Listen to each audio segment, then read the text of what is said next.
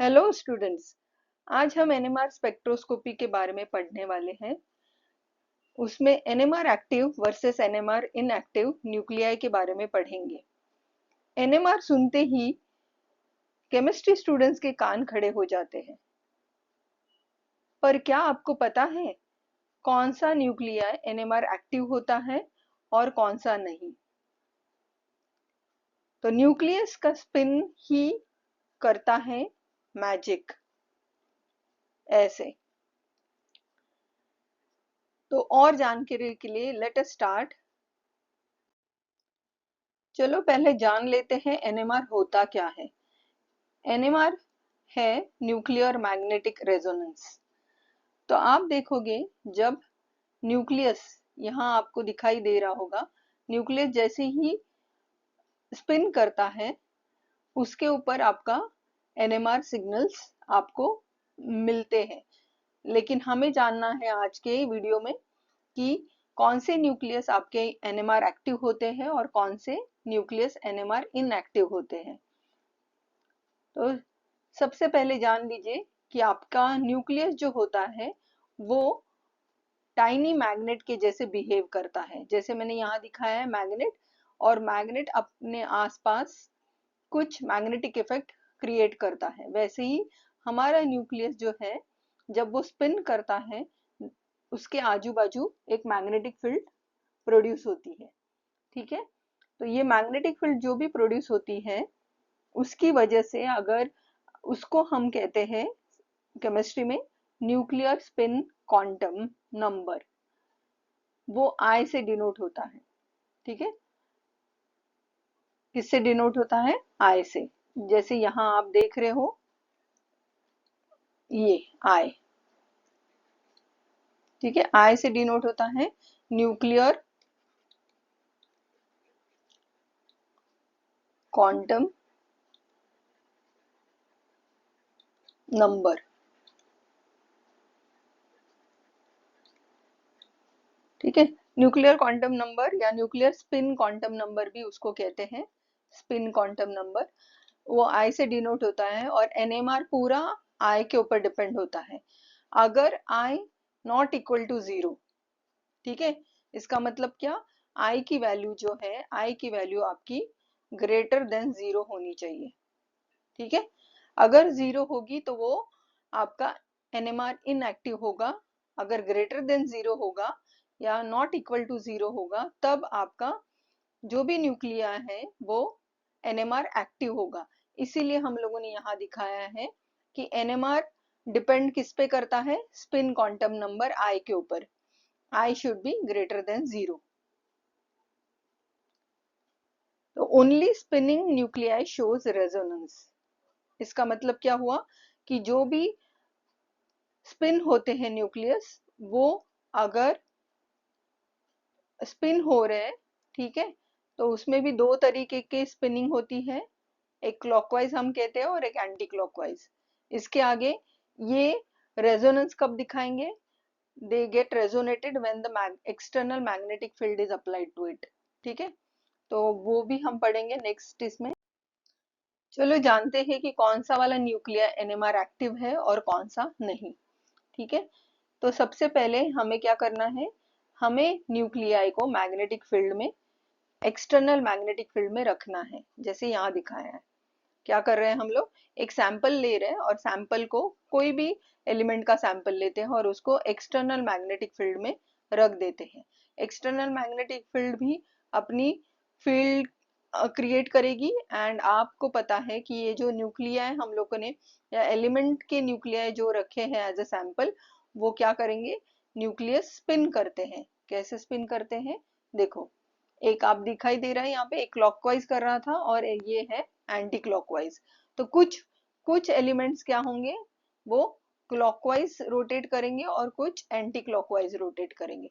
और ये रोटेशन की वजह से कुछ एनर्जी, या हम कहते हैं मैग्नेटिक फील्ड, ये क्रिएट करते हैं। ठीक है, ये न्यूक्लिया क्या कर रहे हैं? मैग्नेटिक फील्ड क्रिएट कर रहे हैं।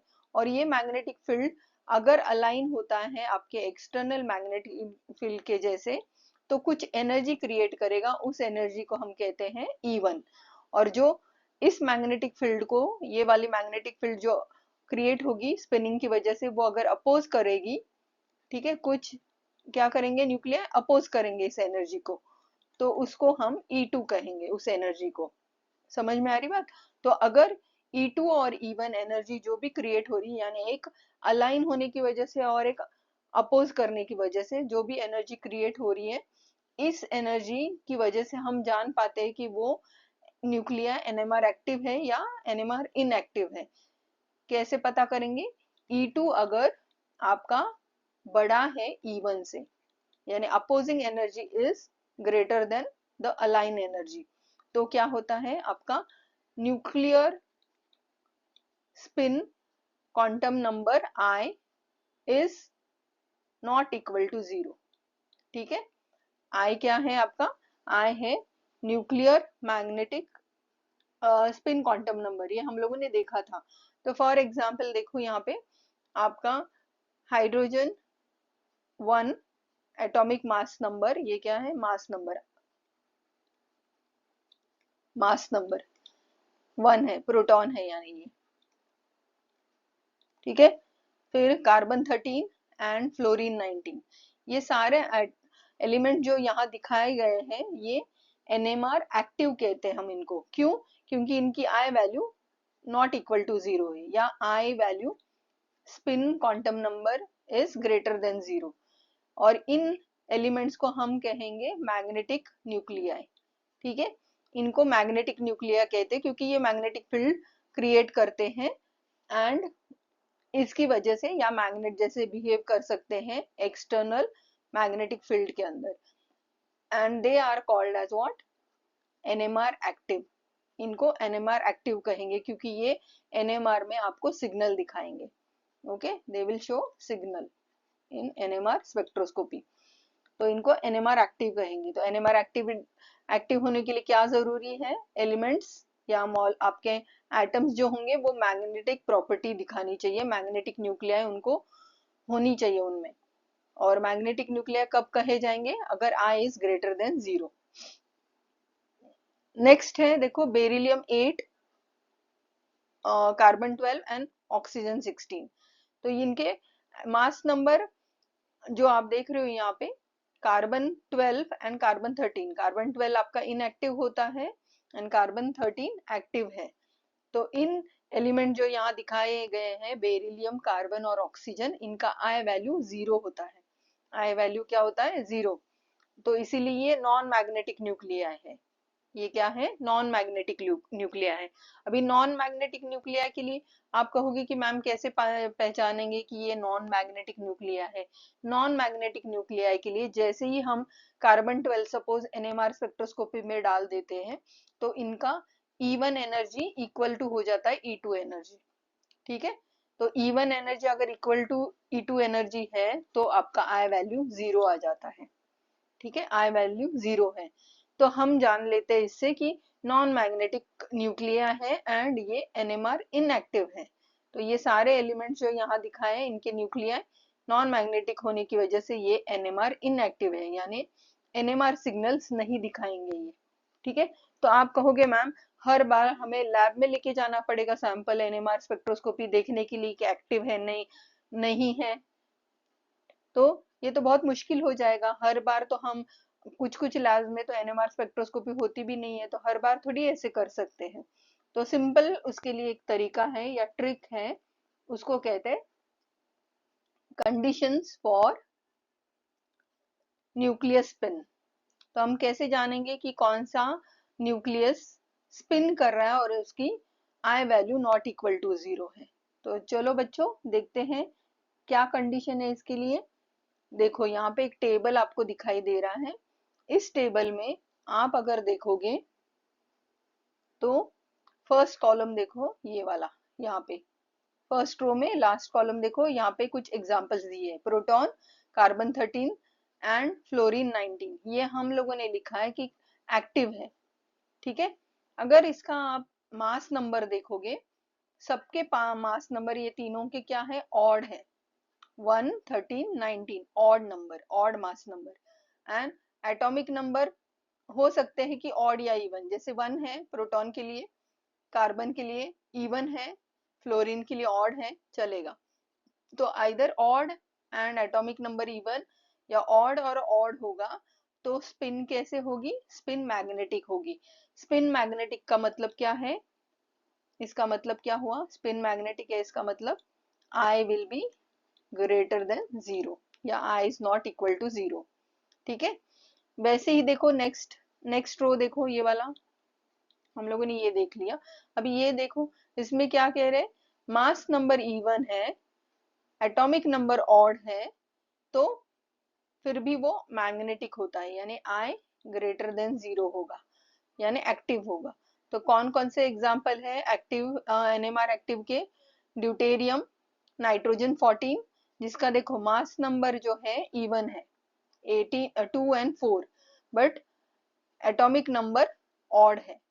ठीक है, तो इवन ऑड या ऑड इवन या दोनों ऑड, तो ये अगर कंडीशन सेटिस्फाई होती है तो हम जान सकते हैं कि वो मैग्नेटिक है कि नहीं, आपका स्पिन एंड एक्टिव है कि नहीं।